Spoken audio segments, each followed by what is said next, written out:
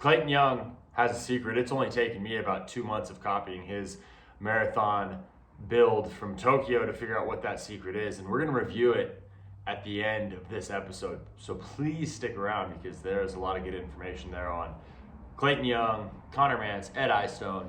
I think we've cracked the code. So hang out towards the end and we'll review that. My 22-mile long run with 4 miles up tempo, some track work where the on team was on the track at the same time. That was pretty cool.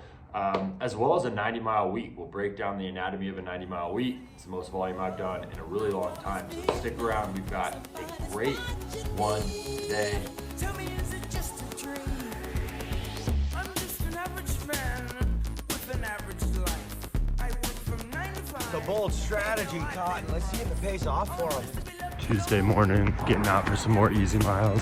31 degrees. I like to do 2 easy days back to back. So Monday was recovery, and then today will be easy to head up to the golf course, get some grass. It's like my favorite place to run because it's grass, it's kind of hilly, so you can't go like super fast, and it's just pretty.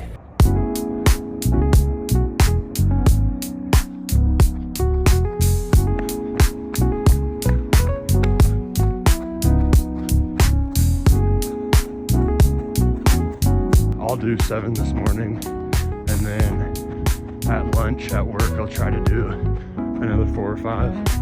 Try to get 12 on the day. And we finish up the last bit with the dogs.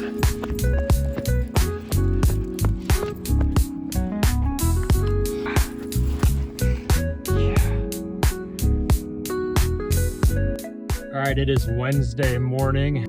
I've got 1,600, 1,200, 800 times 2 with full recovery for each. So something faster, a little bit lighter on the volume today.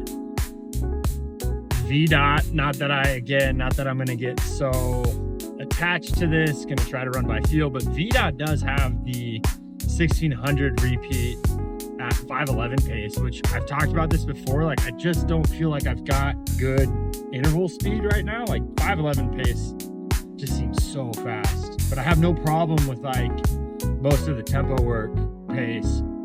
But VDOT's 230 with elevation interval pace is 5:11 for 1,600. So good to have in the back of my head. I'm not gonna try to, maybe on the second one we can see if we can get close to that, but I don't want to blow up because I'm chasing those VDOTs. I think anything faster, than what I've been doing will satisfy the purpose of the workout, which I feel like is just getting some running economy, making sure that marathon pace feels easy by working underneath marathon pace a little bit. So we'll see how it goes. And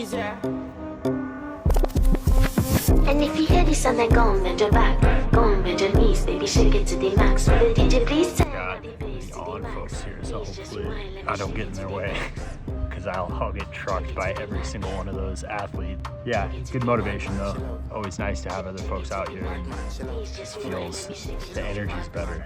All right, warm-up's done. Let's go do this thing.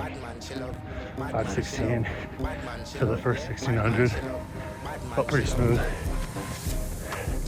See how we settle in. 1,200 now. Trying to do like 78s, maybe 356. I think it was like 78s. So 79s for the mile, 78s for that. Let's see what we can do for 800. Tired. It's hard. Wish I had people to train with. It's not that long. Just a grind. One more for this rep, for this set. The last one. 232 for the 800. 76, 76, pretty even. Whew. Just trying to keep the form good. These aren't so long that it really hurts. So it's like, just hurt for the last bit and keep the form and the arms moving. First set done. Let's get through the 1,600 meter, and then mentally it's gonna be a lot easier. 5:13, that one hurt.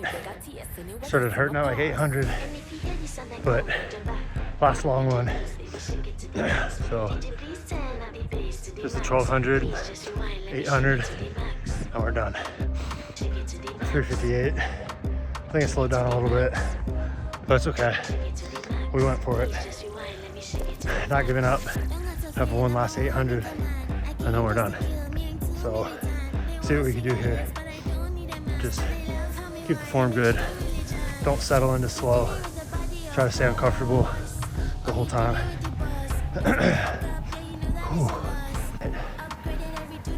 2:30 finish, which I think was faster than the first one. I can't remember. So you know it was a hard workout. Can't remember my splits. Legs just aren't used to going that quick, but it felt good to hurt a little bit.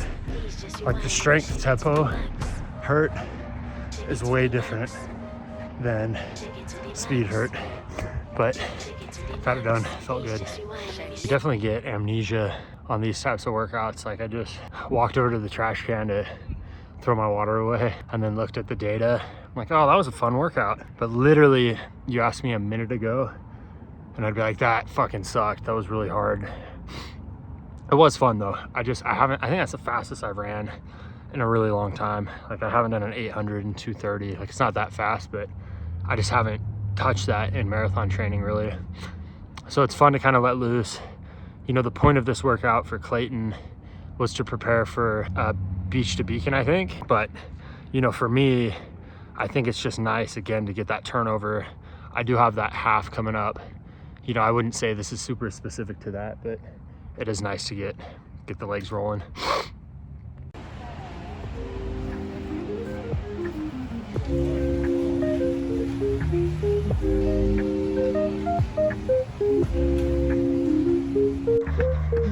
Out on the double, got Miles here.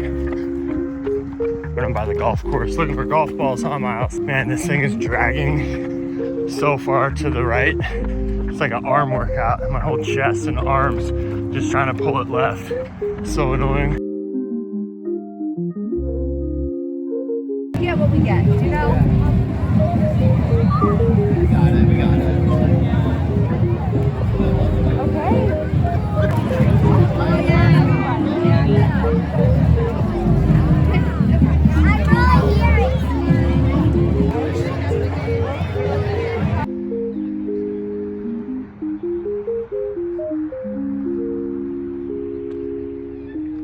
All right, so it's Monday. Want to review the Sunday long run because I didn't get any footage, but 22 miles, that's the longest one of the cycle. I'll probably only do that maybe one more time.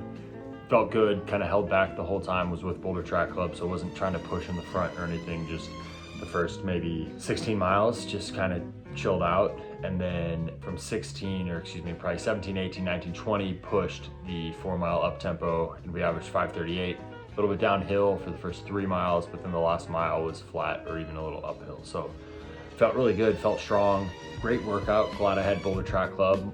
Someone did the pickup with me, which is really cool. It's always nice to have kind of a tow rope on that pickup. So this guy, Justin, you know, told him the plan. He took off right in the beginning. So it was about kind of 5 to 10 paces ahead of me the whole time. So it's nice to have that push. I think it's easy to just settle in and move on instinct when you've got teammates to run with. Got it done, 90 on the week, which is fantastic. Didn't feel like I really pushed it too hard to get there. So that's great too. That's the most mileage I've done probably since my last CIM build, but even then I don't think I got all the way up to 90. So I feel like I'm pushing the line a little bit, but nothing reckless.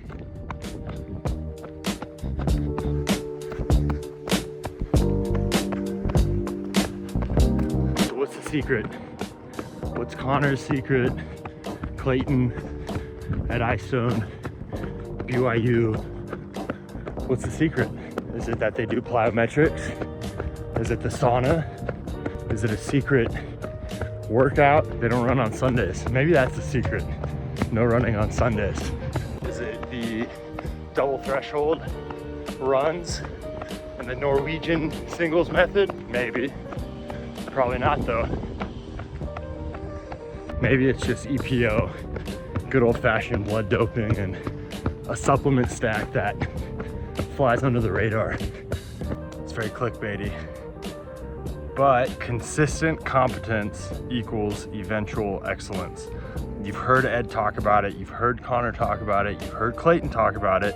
You know, my old catchphrase is consistent competence equals eventual excellence. It's consistency over time. You know, you don't need to hit it out of the park every time you're up to bat, but you need to make contact. And the same thing pertains to your workout, your work ethic. You're just showing up and you're being into it, buying into the culture, and then, you know, showing up day in, day out, week in, week out, month in, month out, year in, year out. That's all this is. Distance running is not a sexy sport. They are freakishly talented. They are freaks. Cannot deny that, but they are in a program that is all about stacking bricks.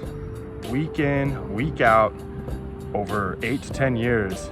That's why these guys are the best. They have done high volume with a lot of quality, and they show up every single day, and they're doing the little things, and they're doing all of that over time. That's it, there's no secrets. I fumbled the majority of my prime running years with a lack of consistency, jumping into mileage that was way too high, trying to train with varsity in college when I had no business training with the top guys, trying to play catch up after an injury, partying too hard, not taking care of the little things. It's not sexy. One last piece. I mean, Clayton does a very good job at getting greedy. So when he hurt his ankle in the Tokyo build, a lot of people may have taken time off, or they could have pulled back. He took a big risk there, and I think that is a secret. So on top of just showing up consistently and doing the work day in, day out, he is so good at taking those gambles, and it really pays off sometimes. It's really easy in the sport to play it safe, to settle in, to not go out with the leaders. When he was in his Tokyo build, he said before the race that he was going to go out with the leaders, and with 5K left, that's when he would be leading the race. Didn't necessarily happen like that, but taking those risks is huge. So that's it. It's not sexy, but it's why I'm copying it, because it does feel repeatable. Just put in the work and the results will come. That's distance running.